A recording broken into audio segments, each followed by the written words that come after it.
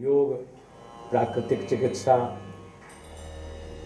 Ayurveda, acupressure, ये सब एक ही परिवार के विद्याएं हैं।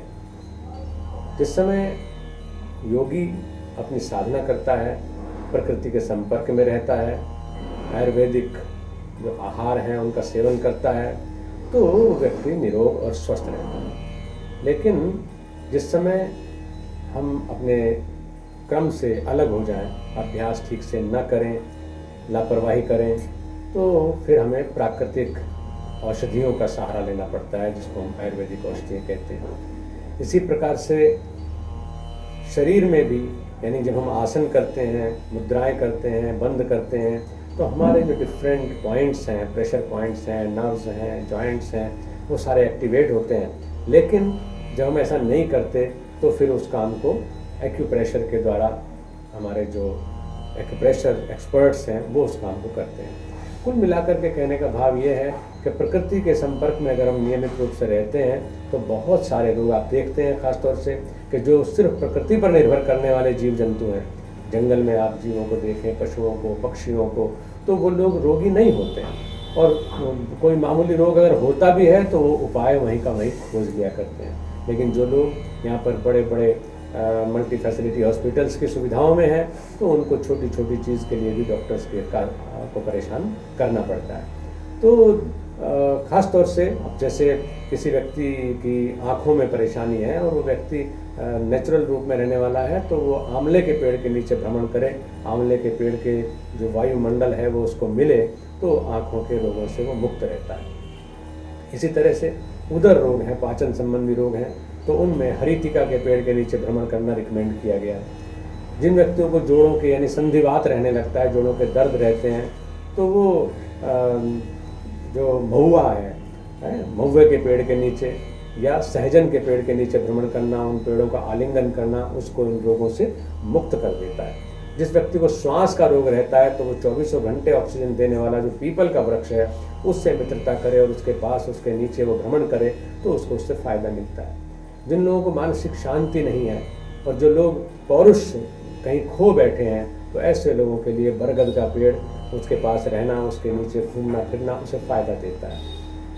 लेकिन जब हम प्रकृति से दूर होते हैं और अपने द्वारा बनाई गई समस्याओं में हम खुद उलझते चले जाते हैं, तो फिर ऐसी स्थिति आती है कि हमारे अंदर कहीं भीरुता पैदा हो जाती है, कहीं हमारे अंदर कायरता पैदा हो जाती है, नेगेटिविटी पैदा हो जाती है, और यहाँ तक कि हमारा रक्तचाप भी उससे विपरीत तरीके से प्रभावित होने लगता है। तो हम लो ब्लड प्रेशर के शिकार हो जाते हैं। लो ब्लड प्रेशर के शिकार होने का मतलब ही है जीवनी शक्ति का ह्रास हो जाना और जीवनी शक्ति से दूर चले जाना।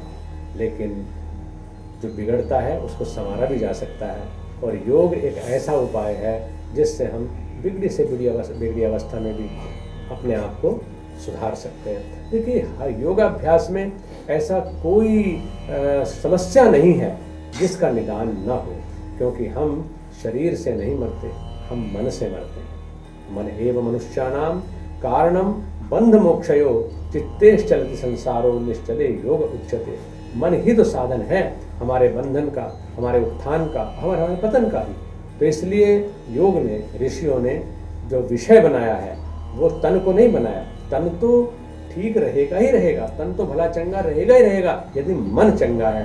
अगर मन चंगा तो कठौती में गंगा। लेकिन जब हम चिकित्सा करते हैं लो ब्लड प्रेशर की, तो उसमें भी हम दोनों तीनों तरीकों को लेकर चलते हैं।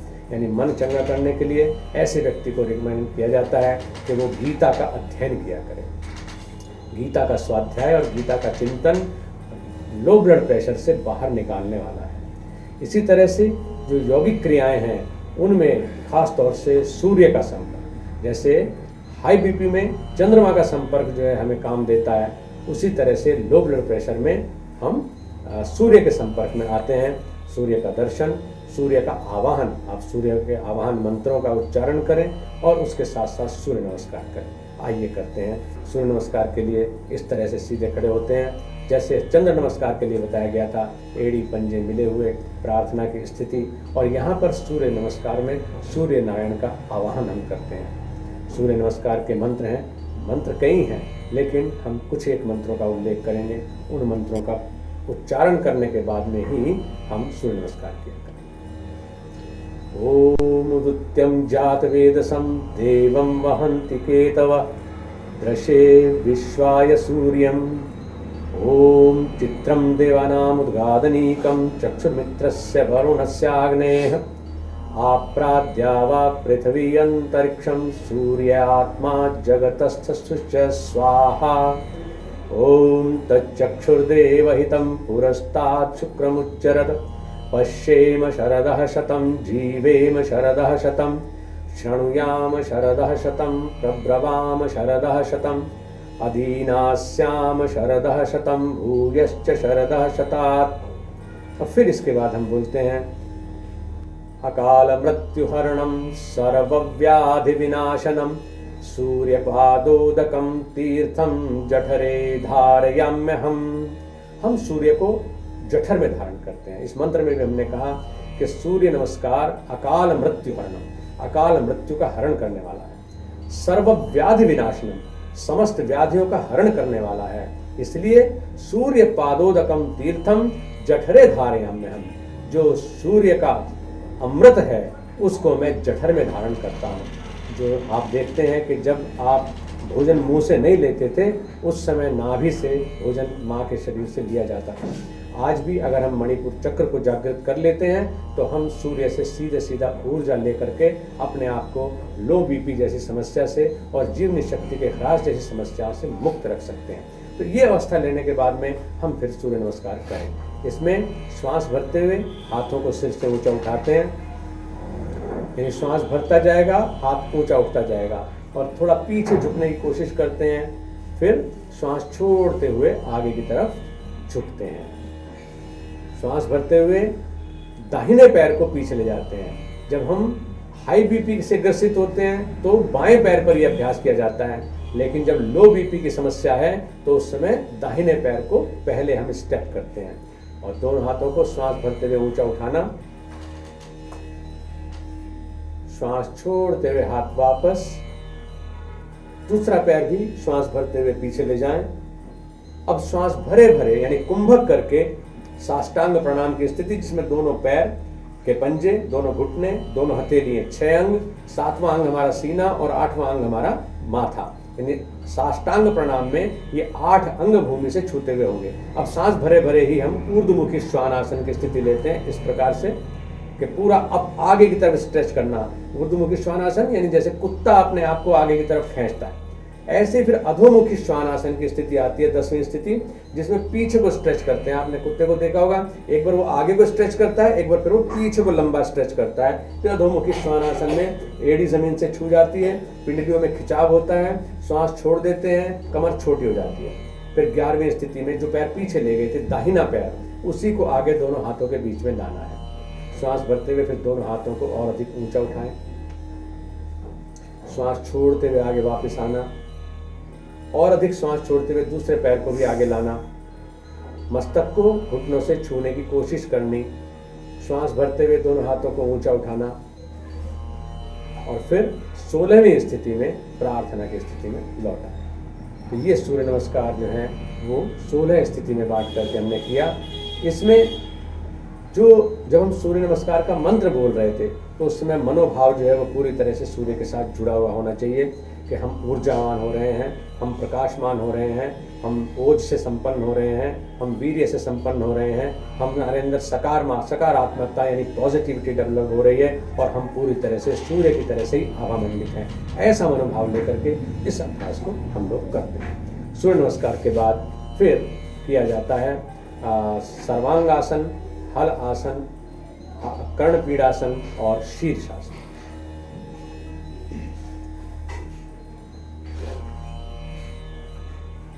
हल आसन के लिए पीठ के बल ऐसे लेट जाते हैं जैसे भीम लेटे हुए हैं, पैरों को आपस में मिला लिया जाए, हथेलियां जमीन पर छुएंगे लेकिन जंघाओं के बराबर में, श्वास भरते हुए हाथ पैरों को ऊंचा उठाना। अब क्योंकि हर एक आदमी के पास, राइट एंगल पर आ जाइए, हर आदमी के पास इतना लंबा स्टेमिना नहीं होता कि ज़्यादा देर तक श्वास रोक सके, तो वो यहाँ रुक करके नया सांस ले लें, फिर सांस भरें और फिर पैरों को सिर की तरफ लाएं हथेली जब तक जमीन पर टिकी रहेगी आप गिरेंगे नहीं, तो आप बेफिक्र होकर के हथेली चिपकाए रखिए और पैरों को सिर की तरफ लाइए। यहाँ रुक करके आप पूरे सामान्य श्वास यानी नॉर्मल ब्रीदिंग कर सकते हैं। फिर श्वास भरते हुए पैरों को वापस लाते हैं, यहाँ रुक जाते हैं, नया सांस ले लेते हैं, फिर श्वास भर करके पैरों को धीरे धीरे जमीन तक ले जाते हैं। जो अभ्यास करते करते जिन लोगों का दीर्घ प्राणता बढ़ जाती है, यानी जो लंबे समय तक श्वास को रोक सकते हैं, तो वो केवल ऐसा करेंगे, पैर मिलाएं कि हथेली जमीन से चिपकी हुई, श्वास भरा, श्वास भर करके सीधे पैरों को सिर की तरफ लाना एक ही सांस में, और फिर यहाँ जब सिर के ऊपर जमीन पर पैर छुए तो यहाँ सांस छोड़ते हैं और नॉर्मल ब्रीदिंग करते हैं। फिर इसी तरह से श्वास भरते हुए चलें, पूरा सांस भरा हुआ है, धीरे धीरे जमीन तक जाएं और यहाँ आकर के श्वास छोड़ दें। प्रयत्न शैथिल्यम, बदन को बिल्कुल ढीला छोड़ दें। तो ये हुआ हमारा हल आसन। इसी में लो बीपी में विशेष रूप से उपयोगी होता है कर्ण पीड़ासन। कर्ण पीड़ासन में हलासन की तरह से ही हम जाएंगे, यानी श्वास भरते हुए पैरों को सिर की तरफ लाएंगे, हथेली जमीन पर चिपकी हुई हैं, पैर जमीन पर आ गए हैं, और फिर घुटनों को कंधों के पास में ले लेते हैं इस तरह से कि घुटने तो कंधों से सट जाते हैं और जमीन पर टिक जाते हैं और पिंडलियों के बीच में हमारा चेहरा आ जाता है। कर्ण पीड़ासन में जैसे हाथ खुले हुए हैं ऐसे ही पैर भी खुले हुए हैं, यानी एक ऐसी आकृति बन जाती है कि कानों को इसमें दबा लिया गया है घुटनों के द्वारा। फिर श्वास भरते हुए पैर को यहीं पर सीधा करते हैं पहले, और फिर वापस धीरे धीरे जमीन की तरफ यानी पूर्व स्थिति में लौट आते हैं, बदन को ढीला छोड़ देते हैं। यह हुआ हमारा कर्ण पीड़ासन। हमने हलासन किया और फिर किया कर्ण पीड़ासन। इसके बाद हम लेते हैं सर्वांग आसन। सर्वांग आसन इसके नाम से ही पुष्ट है कि ये सारे अंगों को पुष्ट करने वाला आसन है, जीवनी शक्ति और ऊर्जा से परिपूर्ण करने वाला आसन है। हमारे जो थायराइड ग्रंथि है उसको ये स्वस्थ करने वाला आसन है। इसमें पैरों को मिला लेते हैं हथेली जमीन पर सर्वांग की तरह, और देखना शुरू में लगता है कि हलासन और सर्वांगासन शायद एक जैसे हैं, लेकिन जो उसकी परिणति है यानी पूर्णता है उसमें ऊपर आकाश की तरफ को पैर को रख करके हम टिकते हैं। श्वास भर करके पैरों को उठाया, हथेली का सहारा लेकर के बदन को सीधा ऊंचा कर लेते हैं और कमर को हथेली को ऐसे टिका देंगे कि कमर को पूरी सपोर्ट हथेली की मिल जाती है। जो लोग अच्छे अभ्यासी हैं जैसे भीम हैं, हमारे और साधक हैं आश्रम के, तो वो बिना हथेली की सपोर्ट के भी इसको कर लेते हैं। अभी हाथ हटा देंगे तो भी इनका सर्वांगासन लगा हुआ है। अभी ये यहीं पर सर्वांग में ही पद्मासन लगा लेंगे तो भी इनका सर्वांगासन लगा हुआ है, बद्ध सर्वांगासन है। इसमें हाथ छोड़ करके प्रेयर की पोजीशन में भी आ जाएंगे तो भी ये हाथ जोड़ लेंगे पीछे की तरफ, तो भी ये सर्वांगासन की स्थिति है। तो लेकिन आपको अभी केवल सर्वांग में ऊपर पैरों को सीधा करके रोक लेना है और पैरों के अंगूठे के नाखून पे नजरों को टिका लेना है। पेट को ढीला रखिए, कमर को सीधा रखिए, ठुड्डी को गर्दन के गड्ढे में यानी यहाँ कंठकूप में टच रहने दीजिए और श्वास को चलने दीजिए। ये सर्वांगासन की सही स्थिति है। इसको अंग्रेजी में, क्योंकि अब तो योग सभी सीख रहे हैं और कई बार उसको अंग्रेजी बनाते हम कई बार उसका सत्यानाश भी कर देते हैं और उसका नाम बदल देते हैं। सर्वांगासन को बना दिया गया शोल्डर स्टैंड। भला शोल्डर स्टैंड सर्वांग आसन की सपूर्ति कैसे कर सकता है? सर्वांग आसन में जो इसके कार्यों की व्याख्या है कि सारे अंगों का आसन है, शोल्डर स्टैंड कहने से वो पूरा नहीं होता। तो जो समझदार हमारे विदेशों में भी हमारी ब्रांचेस जो काम कर रही हैं वहाँ पर इन्हीं मूल नामों के साथ इसको चला रहे हैं। इसीलिए इसको किसी व्यक्ति के नाम से न चला करके ये दिया गया कि भारतीय योग की ही स्थापना होनी चाहिए और जो भारत का योग है वही भारत योग है, जो देश का योग है। तो भारत योग के अनुसार हम सर्वांग आसन जो नाम मूल है उसी में हम इसको करते हैं और फिर श्वास भरते हुए धीरे धीरे वापस आए, जमीन पर जब पैर आ जाएं तो श्वास छोड़ दें, बदन को बिल्कुल ढीला छोड़ दें। सर्वांग आसन का नियम है, एक तो इसमें आंखें खुली रहती हैं, दूसरा नियम यह है कि जितनी देर आपने सर्वांग आसन किया है उसका आधा समय विश्राम जरूर करना चाहिए। यानी अगर आपने 5 मिनट के लिए सर्वांगासन किया है तो 2.5 मिनट बदन को ढीला छोड़ करके शिथिल अवस्था में छोड़ देना चाहिए। इसके बाद अंतिम आसन हम करते हैं शीर्ष आसन। देखिए, शीर्ष आसन कुछ लोग कर सकते हैं, जो एडवांस साधक हैं वही कर सकते हैं, लेकिन वो इसलिए बता रहे हैं क्योंकि ये जो लो बीपी है, इसके साथ साथ जो डिप्रेशन है वो अच्छे खासे लोगों को भी हो जाता है। वीर अर्जुन, वो अर्जुन जो पूरे महाभारत का सूत्रधार है, वो भी बेचारे डिप्रेशन में चले गए, उनका भी बीपी डाउन हो गया और वो भी हथियार छोड़ करके बैठ गए कि भगवान कृष्ण, मेरे बस का लड़ना नहीं है, मैं लड़ नहीं पाऊंगा, हथियार छोड़ दिए उन्होंने।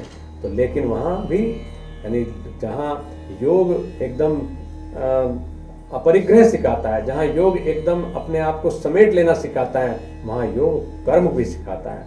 तो युद्ध भूमि में भगवान कृष्ण ने योग का उपदेश दिया और गीता वो सिद्धांत है जिससे डिप्रेशन से निकल करके अर्जुन बाहर आ गए और वो महान योद्धा, एक अमर योद्धा हो गए। तो ऐसे ही शीर्षासन हर व्यक्ति भले ही न कर सकता हो, लेकिन मैंने कहा कि इसका उपयोग क्योंकि लो ब्लड प्रेशर से बाहर निकलने में है, तो इसका धीरे धीरे अभ्यास आपको करना चाहिए।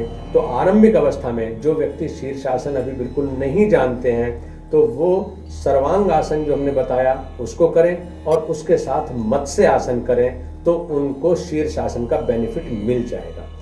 आप चलेंगे, मिलेगा आपको सब कुछ, बस आप चलने का इरादा बनाइए। मत्स्य आसन जरा एक बार दिखा दें। तो सर्वांगासन फॉलोड बाय मत्स्य आसन इज इक्वलेंट टू शीर्षासन। यानी आप शीर्षासन करना नहीं जानते हैं या आपको शीर्षासन करना अभी आरंभिक स्थिति में रिकमेंडेड नहीं है, तो उस अवस्था में सर्वांगासन आपने अभी सीखा ही है, उसके बाद थोड़ी देर के लिए इस तरह मत्स्यासन में बैठें।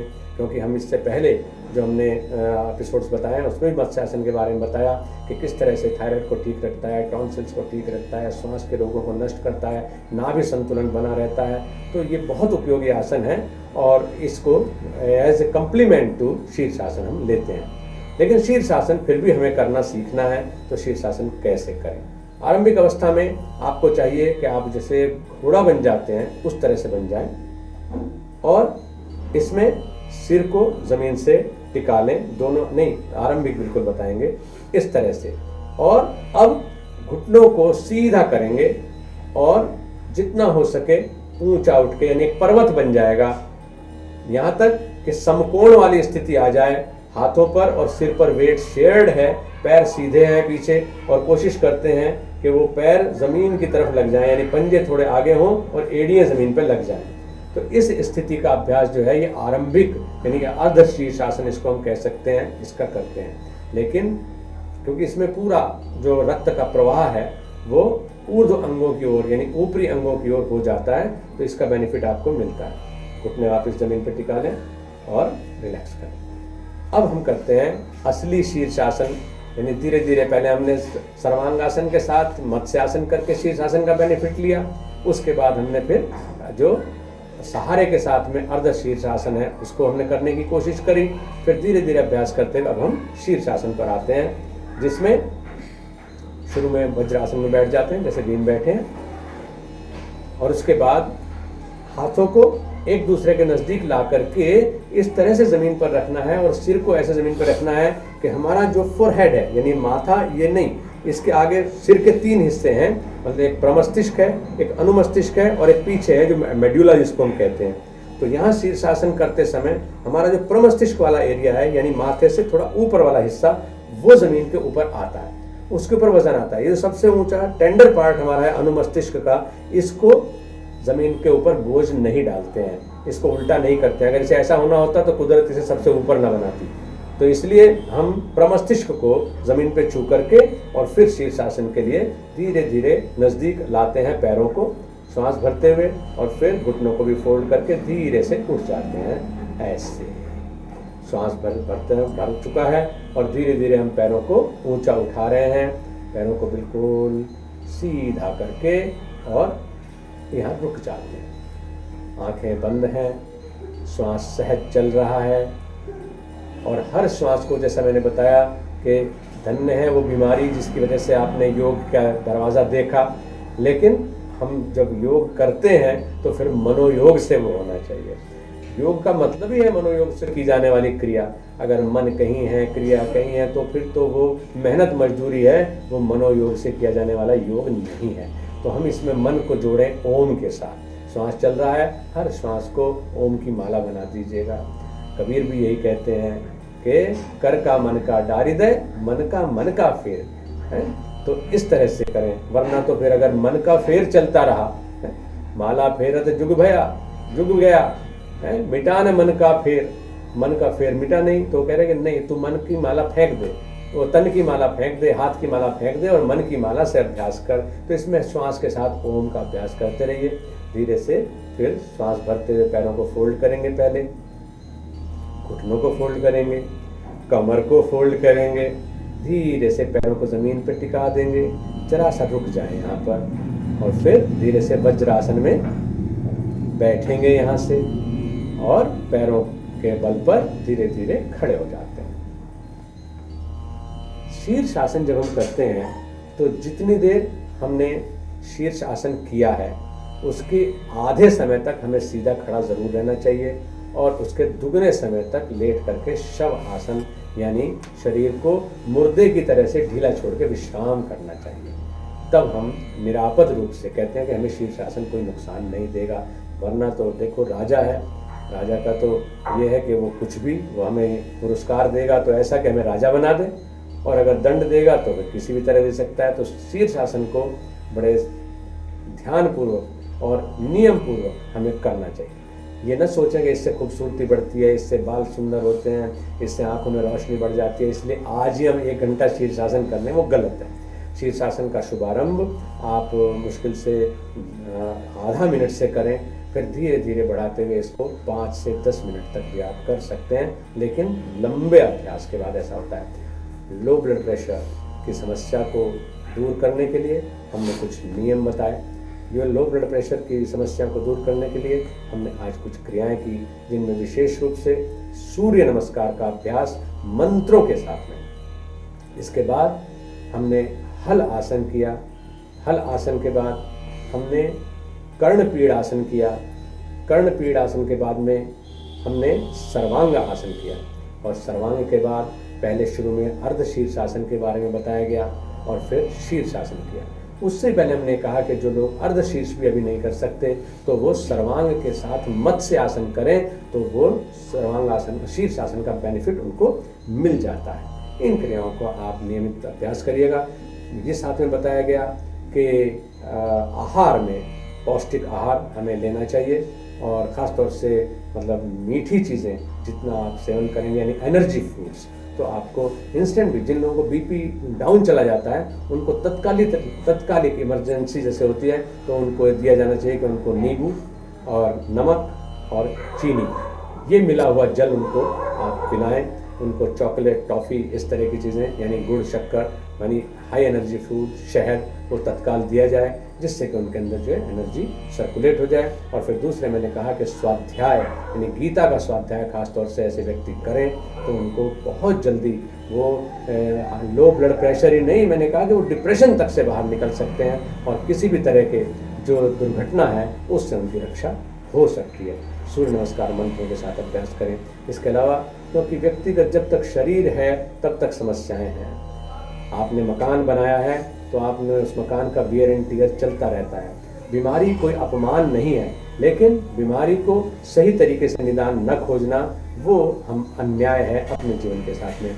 आपके शरीर में, आपके मन में, आपके जीवन में कोई इस तरह की समस्या है तो योग एक स्थायी निदान है।